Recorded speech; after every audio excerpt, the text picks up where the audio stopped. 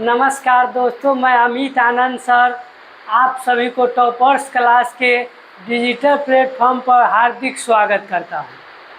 तो हम 9th class के लघु उत्तरीय प्रश्न को सॉल्व कर चुके हैं अब इतिहास का। अब हम बढ़ेंगे दीर्घ उत्तरीय प्रश्न में, जिसमें आपको विस्तार से जवाब देना होगा। उसको हम बताने का प्रयास करते हैं और बताएंगे कि आपको भेजे में सही से चले जाए कि आप बना पाइएगा। तो आप चलिए, तो हम क्वेश्चन की तरफ बढ़ते हैं कि क्वेश्चन का भौगोलिक खोजों के कारणों की व्याख्या करें। भौगोलिक खोज तो हम पहले ही पढ़ चुके हैं कि भौगोलिक खोज यानी कि वैज्ञानिकों ने जो देश का पता लगाया कि ये कौन देश है, वो कौन देश है, उसे भौगोलिक खोज कहते हैं। तो भौगोलिक खोजों के कारणों की व्याख्या करें। अब बोल रहा है यहाँ पर कि भौगोलिक खोज जो था क्यों खोजा गया, उसका क्या कारण था, ये पूछ रहा है कि उसे क्या लाभ हुआ, हानि हुआ, ये बात पूछ रहा है। तो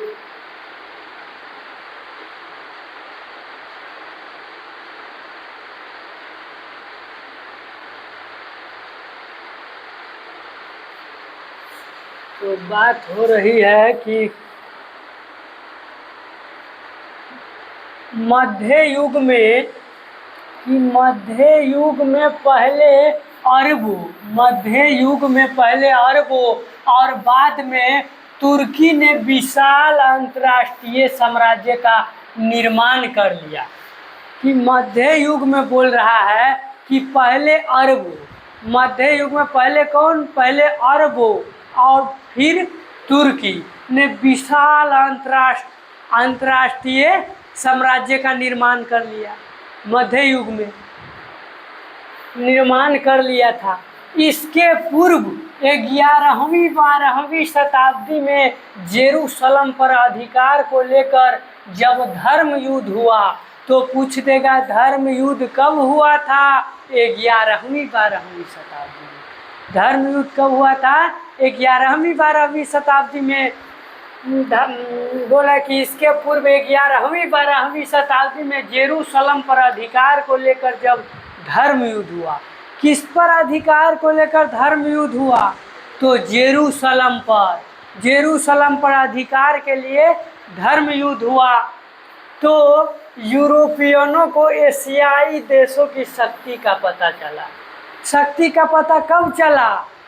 जब जेरूसलम पर अधिकार के लिए धर्म युद्ध हुआ, तब यूरोपियनों यानी कि यूरोपियन महादेश को एशियाई देशों का पता चला कि उसके पास कैसे शक्ति है, क्या है, शक्ति का पता चला कि कितना शक्ति है।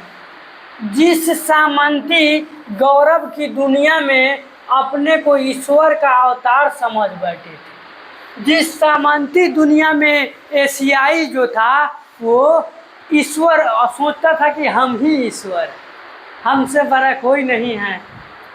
सामंती गौरव की दुनिया में अपने को ईश्वर का अवतार समझ बैठे थे। कौन? एशियाई वालों बैठे थे। सब मिथ्या लगने लगे। मिथ्या, यहाँ समझो, मिथ्या यानी कि सब झूठ लगने लगे। उनका गौरव चकनाचूर हो गया। किसका गौरव चकनाचूर हो गया? तो एशियाई का सपना चकनाचूर हो गया। क्यों चकनाचूर हो गया? तो जब यूरोपियनों ने उसका शक्ति का पता लगा लिया, कितना शक्ति है उसके पास, क्या कर सकता है, इसके कारण उसका पूरा सपना चकनाचूर हो गया।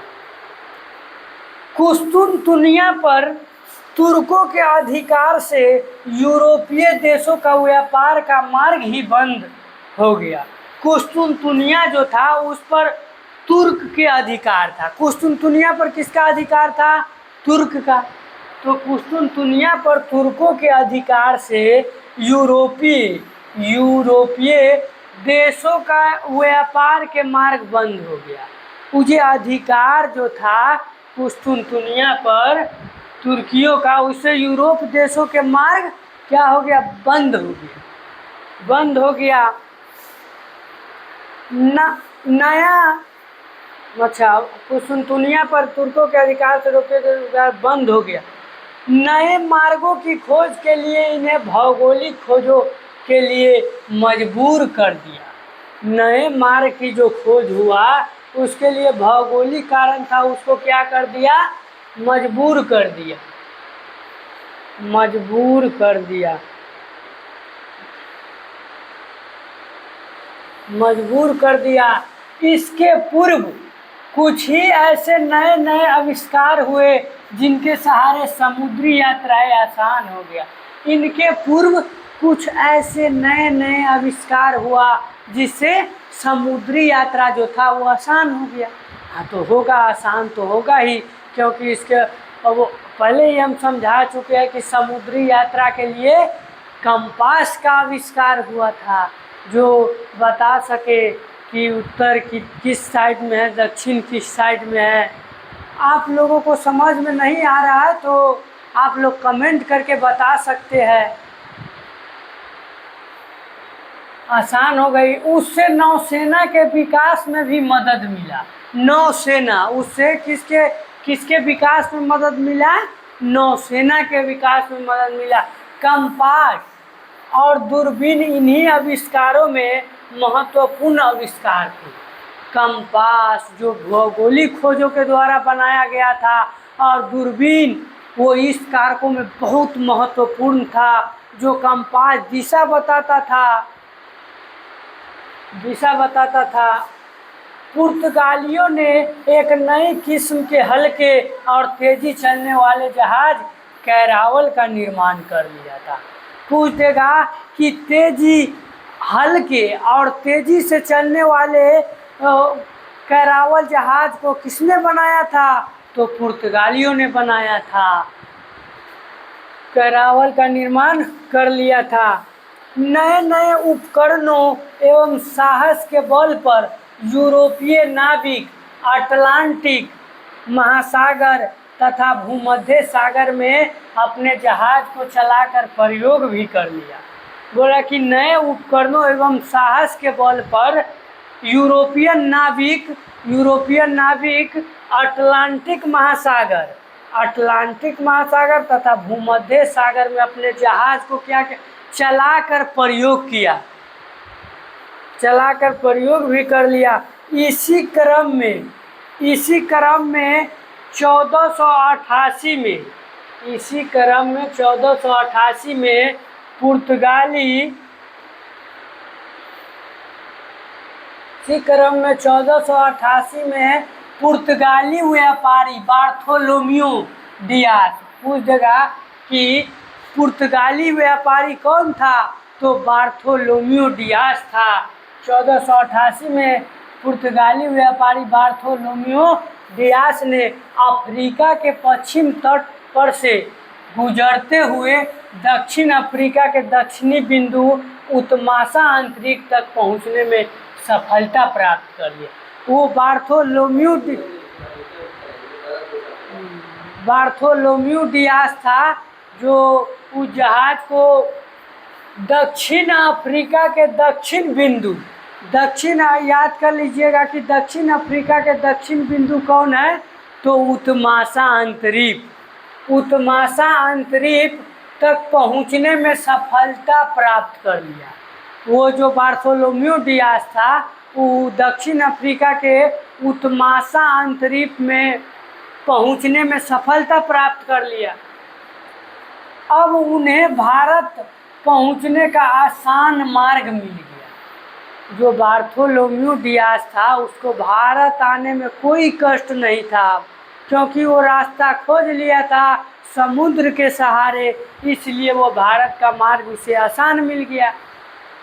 इससे उत्साहित होकर वे भी भौगोलिक जो आज खोजों में जुट गए, वो भी बार्थोलोम्यू डियास था, वो भी भौगोलिक खोजों में जुट गए कि पता लगाना है कि कहाँ पे कौन सा देश है, इसके लिए वो जुट गए।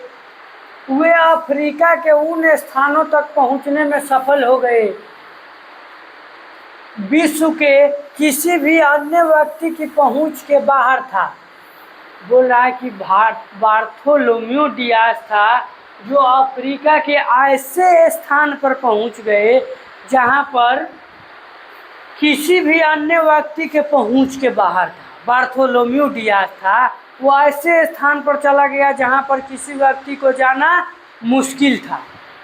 वैसा वैसा जगह का पता लगा लिया। वहाँ उनको अपार खनिज संपदा और मानव श्रम हाथ लग गया।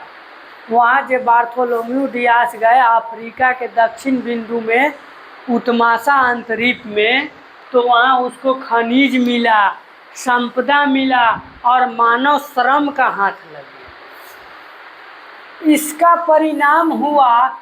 परिणाम हुआ कि यूरोपीय लोग भौगोलिक खोजों में और भी अधिक जी जान से जुट गए। उसका परिणाम हुआ कि यूरोपीय महादेश के लोग जो थे वो भौगोलिक खोज में और जी जान लगा बैठे और वो इधर उधर भटकने लगे कि कहाँ पर कौन देश मिलेगा।